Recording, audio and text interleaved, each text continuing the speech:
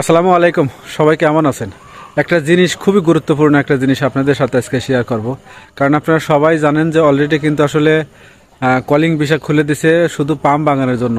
তো আপনারা সবাই জানেন যে হয়তো কিছুদিনের মধ্যেই কিন্তু আসলে পাম বাগানের কলিং ভিসার ফ্লাইট, কর্মী আসার যে ফ্লাইটটা, সেটা কিন্তু আসলে রানিং হয়ে যাবে, অর্থাৎ কর্মী আসা শুরু করবে মালয়েশিয়াতে।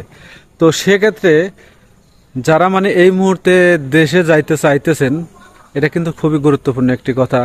যারা দেশে যাইতে চাইতেছেন অবশ্যই অবশ্যই আপনার রিটার্ন টিকিট কাটে তারপর দেশে যাবেন। হয়তো আপনি ভাববেন যে একটা টিকিট কেটে যাই, আসার সময় আবার নতুন করে টিকিট কেটে আসবো, যদি এই চিন্তা ভাবনা করেন সেটা কিন্তু আসলে বড় ধরনের একটা ভুল হবে। তার কারণ হচ্ছে যে বর্তমান কলিং ভিসাতে কর্মী আসলে টিকিটের দাম কিন্তু দ্বিগুণ হওয়া যাবে।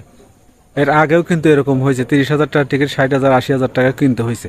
তো যারা দেশে যাবেন বর্তমানে অবশ্যই অবশ্যই রিটার্ন টিকিট কাটে তারপর যদি দেশে যাইবেন, ঠিক আছে? আর ভিডিওটা শেয়ার করে